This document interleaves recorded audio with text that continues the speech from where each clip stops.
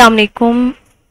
आज जो हम चैप्टर स्टार्ट करने वाले हैं वो है जेनिटो यूरिनरी सिस्टम। ठीक है, वो सिस्टम जिसमें आपके जेनिटल ऑर्गन्स आ जाते हैं और आपका यूरिनरी सिस्टम आ जाता है। आज हमने उनकी ड्रग्स को स्टडी करना है। ठीक है, ये genito urinary basically two words से मिलके बन रहा है, टू वर्ड्स को रिप्रेजेंट कर रहा है। एक आपकी यूरिनरी सिस्टम को, ठीक है, जो यूरिन की फॉर्मेशन के लिए रिस्पॉन्सिबल होता है, जिसके थ्रू आपकी ब्लड की फिल्ट्रेशन की जाती है।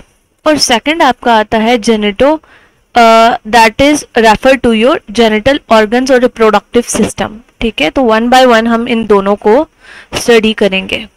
अब ये डायग्राम तो आपको याद होगी, ये हमने अभी जो है रिसेंटली डिस्कस की थी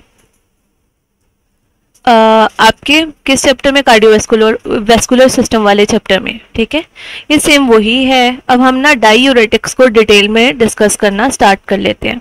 ठीक है,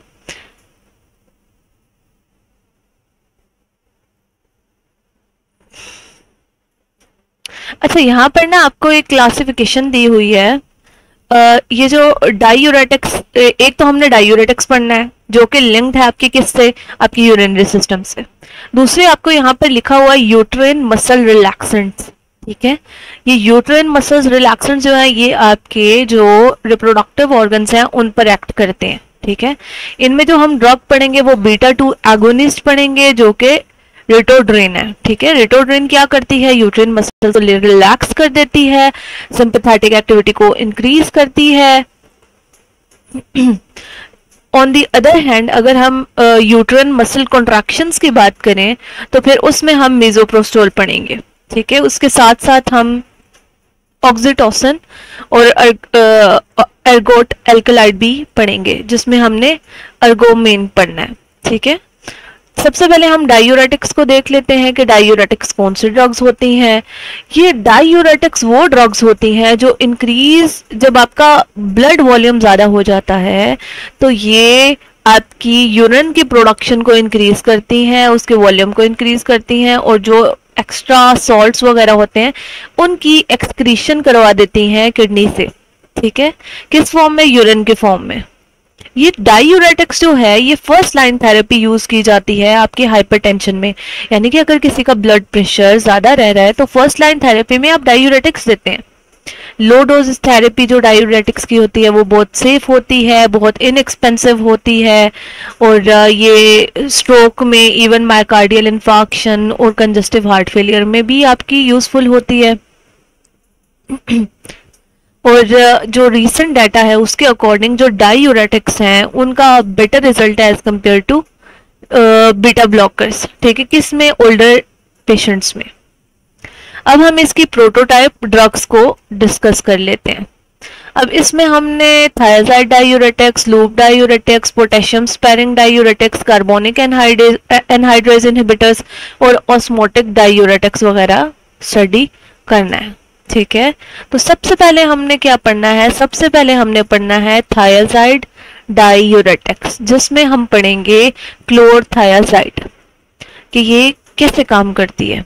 देखिए, काम तो ये आपके नेफ्रॉन पे ही कर रही है। ठीक है, जैसे हमने डायग्राम में देखा था कि अलग अलग प्लेसेस पे कोई प्रोक्सिमल कॉन्वोलेटेड ट्यूब्यूल पे एक्ट करी थी तो कोई डिस्टल कॉन्वोलेटेड ट्यूब्यूल पे एक्ट करी थी। ठीक है, तो अलग अलग प्लेसेस पे एक्ट कर रही हैं और ये रीएब्जॉर्प्शन को क्या कराएंगी, रीएब्जॉर्प्शन को कम करवाती हैं, सो दैट यूरिन से जो आपके सॉल्ट्स वगैरह हैं वो रिमूव हो जाए। ठीक है, तो इसका क्लोरथायाजाइड का मैकेनिज्म ऑफ एक्शन देख लेते हैं, ये कैसे काम करती है। ये बेसिकली आपके जो सोडियम होता है, सोडियम आयन, ठीक है, उसकी रीएब्जॉर्प्शन जो होती है डिस्टल कॉन्वोलेटेड ट्यूब्यूल से उसको इनहिबिट करती है, यानी कि डिक्रीज कर देती है और उसकी यूरिन में कंसंट्रेशन को इंक्रीज करवा देती है। ये आपकी हाइपरटेंशन में, कंजस्टिव हार्ट फेलियर में, हाइपरकैल्सीयूरिया में, ठीक है, इन सब चीजों में ये यूज की जाती है। ठीक है, एडवर्स इफेक्ट इसके क्या हो सकते हैं, एडवर्स इफेक्ट इसमें ये है कि आपका फ्लूइड और इलेक्ट्रोलाइट इम्बैलेंस हो सकता है। ठीक है, वो डिस्टर्ब कर देती है। कभी कभी ऐसा होता है कि ज्यादा रिमूवल कर देगी आयंस का, तो ऑब्वियसली आपका इलेक्ट्रोलाइट डिसबैलेंस हो जाएगा। फार्माकोकाइनेटिक्स क्या है, ओरली इसकी हाफ लाइफ 40 आवर्स तक चली जाती है, ठीक है, और ये जो सिक्रीट आउट है ये यूरिन से ही होती है। नेक्स्ट जो ड्रग है वो लूप डायूरेटिक है, जो आपके लूप ऑफ हेनले पे एक्ट करेगी, और इसमें आपका आ जाता है ब्यूमेटानाइड। ब्यूमेटानाइड क्या करती है, ये आपके सोडियम, ये पोटेशियम क्लोराइड, इन सब की को ट्रांसपोर्टेशन को इनहिबिट कर देती है। मैंने आपको बताया था कि को ट्रांसपोर्टर ऐसे गेट्स होते हैं जो कि सोडियम पोटेशियम और क्लोराइड इनकी ना इनको मूव करवा रहे होते हैं आपके ल्यूमेन से, जो नेफ्रॉन का ल्यूमेन है, यानी कि नेफ्रॉन की जो ट्यूब है उसके अंदर से, कहाँ पर, एक्स्ट्रा सेलुलर फ्लूइड में और एक्स्ट्रा सेलुलर इंटरस्टिशियल स्पेस से आपकी कैपिलरीज के अंदर, ठीक है। तो ये को ट्रांसपोर्टर ही ब्लॉक हो जाएंगे तो वो वहां से फिर आगे मूव ही नहीं करेंगी, वो आपके ल्यूमेन में ही रहेंगी और फिर इसी तरह यूरिन का पार्ट बन जाएंगी, ठीक है। तो ये basically ascending loop of Henle पे वर्क करता है। थेराप्यूटिक यूजेस की बात करें तो ये आपकी ड्रग ऑफ चॉइस है किस में, अगर एक्यूट पल्मोनरी एडिमा हो जाए, ठीक है, उस केस में, ठीक है, अगर हार्ट फेलियर के केस में जैसे ऐसी कंडीशन हो जाती है कि आपके लंग्स में समझ लें पानी भर जाना, ठीक है, तो उस कंडीशन में ये ड्रग ऑफ चॉइस के तौर पे दी जाती है। ये इमरजेंसी सिचुएशन में भी यूज की जाती है। ये ओरली और पेरेंट्रली दोनों फॉर्म में दिया जाता है और एक्सक्रीशन इसकी किससे होती है, यूरिन से। एडवर्स इफेक्ट की बात करें तो हाइपोटेंशन यानी कि लो ब्लड प्रेशर, हाइपोकैलेमिया, लो पोटेशियम लेवल, हाइपोमैग्नीसिया, लो मैग्नीशियम लेवल, ओटोटॉक्सिसिटी। ओटोटॉक्सिसिटी कहते हैं कि जो है ये ड्रग ना बेसिकली आपकी जो ईयर है, ठीक है, उसके अंदर जो कॉक्लिया वगैरह होता है ना उधर जाके डिपॉजिट भी हो जाती है कुछ, अगर ज्यादा अमाउंट में लोगे तो फिर ये क्या करेगी, ऑब्वियसली आपकी हियरिंग डिफेक्ट कॉज करेगी, उसको हम कहते हैं ओटोटॉक्सिसिटी, ठीक है। उसके बाद जो नेक्स्ट ड्रग है वो है आपकी स्पाइरेनोलेक्टोन। स्पाइरेनोलेक्टोन क्या है, पोटेशियम स्पेरिंग डायूरेटिक्स, यानी कि ये सोडियम को तो रिमूव करेंगे लेकिन पोटेशियम को रिमूव नहीं करते, ठीक है। अब स्पाइरेनोलेक्टोन क्या करते हैं, ये जो आपका एल्डोस्टेरोन होता है उस रिसेप्टर को एंटागोनाइज करते हैं, ठीक है। और अगर आपका जो एल्डोस्टेरोन है वो इंट्रासेलुलर साइटोप्लाज्मिक जो रिसेप्टर्स हैं उन पे बाइंड नहीं करेगा तो जो सोडियम पोटेशियम एक्सचेंज होती है ना वो नहीं होगी, ठीक है, कलेक्टिंग ट्यूब्यूल से। तो इसके जरिए फिर क्या किया जाता है, ये प्रिवेंट कर देता है सोडियम के रीएब्जॉर्प्शन को और पोटेशियम और हाइड्रोजन के सिक्रीशन को, ठीक है। इस तरह से ये आपका वर्क करता है। मतलब ये कि सोडियम को अंदर नहीं आने देता, क्योंकि ये ऐसे पंप होते हैं ना, जब सोडियम अंदर जाता है तो ये पोटेशियम को बाहर निकालते हैं, ठीक है। ये पंप ही ऐसे काम करते हैं जो चैनल्स हैं, तो वो चैनल्स को ब्लॉक कर देगा, ना सोडियम अंदर आएगा ना पोटेशियम बाहर जाएगा। थेराप्यूटिक यूजेस इसके क्या हैं, ये डायूरेटिक के तौर पे यूज होती है और पोटेशियम की रिटेंशन के लिए रिस्पॉन्सिबल है, ठीक है। एडवर्स इफेक्ट इसमें क्या हो सकते हैं, इसमें गैस्ट्रिक अपसेट हो सकता है यानी कि जीआईटी इश्यूज, पेप्टिक अल्सर यानी कि आपका स्टमक का अल्सर हो सकता है आपको, हाइपोकैलेमिया, कभी कभी इससे भी लो पोटेशियम लेवल हो जाता है, नोजिया भी हो सकता है, कंफ्यूजन भी हो सकती है। फार्माकोकाइनेटिक्स क्या है, फार्माकोकाइनेटिक्स यही है कि ओरली वेल एब्जॉर्ब्ड होती है, स्ट्रॉन्ग इसकी प्रोटीन बाइंडिंग होती है। जो उसके बाद ड्रग है वो क्या है, वो है एसिटाजोलामाइड, जो कि कार्बोनिक एनहाइड्रेज इनहिबिटर है। ये किस जगह में एक्ट करती है, ये बेसिकली आपके प्रोक्सिमल कॉन्वोलेटेड ट्यूब्यूल्स, ठीक है, ये उन पे जाके काम करती है, प्रोक्सिमल ट्यूब्यूल्स पे। ये आपकी जो एंजाइम होता है कार्बोनिक एनहाइड्रेज उसको इनहिबिट करेगी। वो कहाँ पे प्रेजेंट होता है, वो जो आपकी प्रोक्सिमल ट्यूब्यूलर एपिथेलियम है ना, यानी कि जो प्रोक्सिमल कॉन्वोलेटेड ट्यूब्यूल्स हैं उनकी जो एपिथेलियम है यानी कि उनके जो अपर सेल्स हैं उनके अंदर कार्बोनिक एनहाइड्रेज प्रेजेंट होता है। ये जाके क्या करता है, ये जाकर उस कार्बोनिक एनहाइड्रेज को इनहिबिट कर देता है। हमने इसके मैकेनिज्म ऑफ एक्शन को फर्दर डिस्कस कर लेते हैं वाया पिक्चर। अच्छा, अब देखें ये है आपका टिब्यूलर ल्यूमेन, ठीक है, पैरोक्सिमल कन्वोलेटेड टिब्यूल्स की बात करें, ये है उसका सेल, ठीक है। और यहाँ पर आपकी आप कह लें कि जो भी ब्लड वेसल्स वगैरह होंगी यहाँ पर ब्लड में ट्रांसफर किया जाएगा। अच्छा, अब होता कुछ यूं है कि ये जो कार्बोनिक एनहाइड्रेज है ना, जो यहाँ पर आपको शो हो रहा है Ca लिखा हुआ है, ये क्या करता है, ये रिएक्शन कैटेलाइज करता है, आपकी कार्बन डाइऑक्साइड को और वाटर को कन्वर्ट कर देता है H2CO3 में, ठीक है। अब ये जो H2CO3 है, क्योंकि यहाँ पर भी आपका लिक्विड मीडियम होता है, साइटोप्लाज्म है, ठीक है, वो साइटोप्लाज्म में H पॉजिटिव और HCO3 नेगेटिव में कन्वर्ट हो जाते हैं। अब यहाँ पर ना एक को ट्रांसपोर्टर सिस्टम लगा होता है। अब ये जो को ट्रांसपोर्टर सिस्टम है, इसके थ्रू ये हाइड्रोजन और ये जो कार्बोनिक ये जो बाइकार्बोनेटाइन है, ये दोनों बाहर मूव करते हैं, और जैसे ये बाहर मूव करते हैं सोडियम सेल के अंदर आना शुरू कर देता है। किस सेल के अंदर? पैरोक्सिमल कन्वोलेटेड टिब्यूल के अंदर, और यहाँ से फिर होता हुआ फर्दर ब्लड में एंटर कर जाता है। अब ये करता क्या है, ये वाली जो ये ड्रग्स होती हैं कार्बोनिक एनहाइड्रेज इनहिबिटर, ये कार्बोनिक एनहाइड्रेज एंजाइम को इनहिबिट कर देंगी। इसका मतलब है ये जो H2CO3 है ये नहीं बनेगा। अब H2CO3 नहीं बन रहा तो इसका मतलब ये जो को ट्रांसपोर्टर था ये वर्क ही नहीं करेगा, और ये जो क्योंकि हाइड्रोजन और बाइकार्बोनेट बाहर नहीं जाएंगे, और अगर वो बाहर नहीं जाएंगे तो सोडियम भी inside paroxysmal convoluted tubule move नहीं करेगा, ठीक है, वो नहीं करेगा, वो ल्यूमेन में ही रहेगा, और ल्यूमेन से होता हुआ यूरिन के थ्रू पास आउट हो जाएगा, ठीक है। इस तरह से ये ड्रग वर्क करती है। थेरेप्यूटिक यूजेस की बात करें तो ये आपकी अगर इंट्राओक्यूलर प्रेशर बढ़ा हुआ है ग्लोकोमा की कंडीशन में जैसे होता है उसमें ये यूज किया जाता है। उसके अलावा प्रोफाइलैक्सिस में यूज किया जाता है, एक्यूट माउंटेन सिकनेस में। अब इस कंडीशन में होता क्या है, इस कंडीशन में बेसिकली आपकी हायर एल्टीट्यूड की तरफ जब आप बहुत रैपिडली मूव करते हैं तो ऑक्सीजन की डेफिशिएंसी वगैरह की वजह से आपको एडीमा हो सकता है, ठीक है, तो ये उस चीज को प्रिवेंट करता है, ठीक है, ये प्रिवेंटिव मेजर के तौर पे आप यूज कर सकते हैं।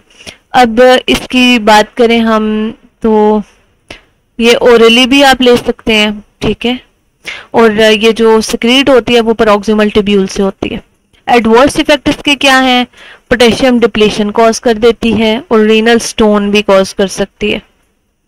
उसके बाद आपकी आ जाती है मैनिटोल, जो है आपकी ऑस्मोटिक डाइयूरेटिक, ठीक है। ऑस्मोटिक डाइयूरेटिक का क्या मतलब है, हमने ऑस्मोसिस का बेसिकली मतलब होता है वाटर की मूवमेंट, ठीक है।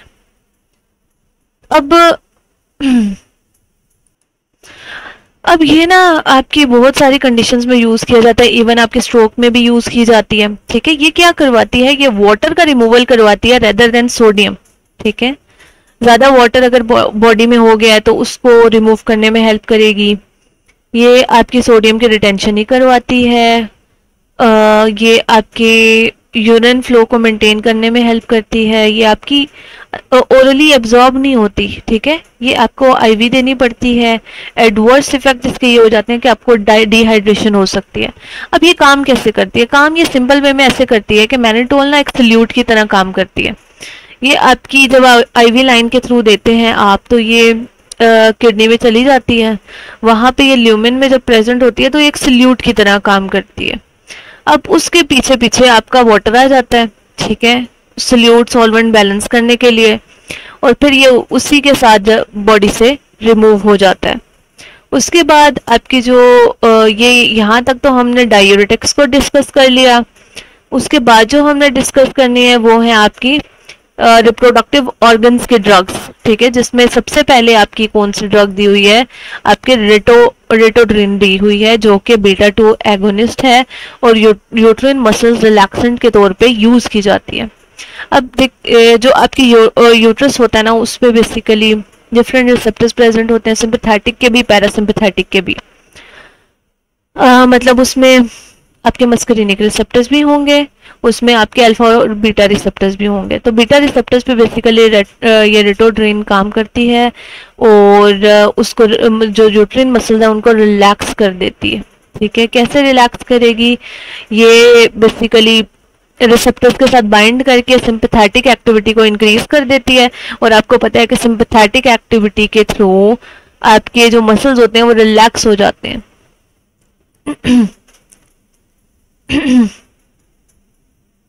और ये किस केस में यूज की जाती है? अगर आपको डिले करना हो अनकॉम्प्लिकेटेड प्रीमेच्योर लेबर, तो उस केस में ये यूज की जाती है। ठीक है। साइड इफेक्ट क्या हो सकते हैं? Fast heart rate, headache, nervousness, anxiety हो सकती है, नोजिया भी हो सकता है और वॉमिटिंग वगैरह भी आपको हो सकती है। नेक्स्ट जो ड्रग है वो है ऑक्सीटोसिन, जो कि यूट्राइन मसल कॉन्ट्रैक्टेंट है। ठीक है, ये कॉन्ट्रैक्शन प्रोड्यूस करता है। अब ये कैसे करता है कि ये इंक्रीज कर देता है इंट्रासेलुलर कैल्शियम को। हमने डिटेल में ये बात डिस्कस की थी कि कैल्शियम की प्रेजेंस मसल्स कॉन्ट्रैक्शन के लिए बहुत ज़रूरी होती है। ठीक है, कैल्शियम अंदर मूव करेगा तो मसल कॉन्ट्रैक्ट करेंगे, वरना नहीं करते। क्यों? क्योंकि कैल्शियम को ही वो यूज़ करते हैं जो आपके फिलामेंट्स होते हैं एक दूसरे से बाइंड करने के लिए। तो कैल्शियम बेसिकली ऑक्सीटोसिन क्या करती है, इंट्रासेलुलर यानी कि साइटोप्लाज्म में आपके कैल्शियम के लेवल को इंक्रीज करेगी और उसकी वजह से कॉन्ट्रैक्शन स्टार्ट हो जाती हैं।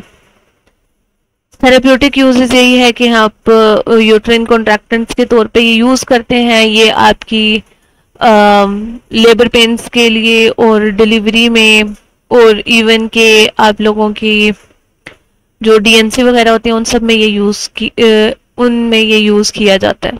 ठीक है। साइड इफेक्ट्स इसके क्या है? एलर्जिक रिएक्शन हो सकता है, नोजिया, वॉमिटिंग, स्वेलिंग, माउथ की स्वेलिंग, फेस, लिप्स, टंग, ये सब हो सकती है इससे। उसके बाद जो अगला है वो है अर्गोटामिन, जो अर्गोट एल्कलाइड से लेते हैं, वो भी एक यूट्राइन मसल कॉन्ट्रैक्टेंट है। अर्गोट एल्कलाइड का क्या मतलब है कि ऐसा कंपाउंड जो आप नेचुरल ओरिजिन से एक्सट्रैक्ट करते हैं और जिसमें नाइट्रोजन प्रेजेंट होता है। अब मैकेनिज्म ऑफ एक्शन क्या है? ये भी यही करता है कि आपके जो स्मूथ मसल्स हैं, जो ब्लड वेसल्स, यूट्रस मसल्स, उन सबको ये उनमें कॉन्ट्रैक्शंस जनरेट कर देता है। ठीक है।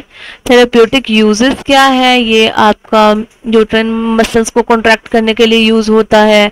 उसके अलावा आपकी हेडेक को रिलीफ करने में, माइग्रेन में, इन सब में यूज की जाती है। साइड इफेक्ट इसके क्या हो सकते हैं? Allergic reactions, nausea, vomiting, swelling of mouth, face, lips और टंग। ठीक है, इसके जो ऑक्सीटोसिन है उसके ऑलमोस्ट सिमिलर ही आपके इफेक्ट्स आते हैं।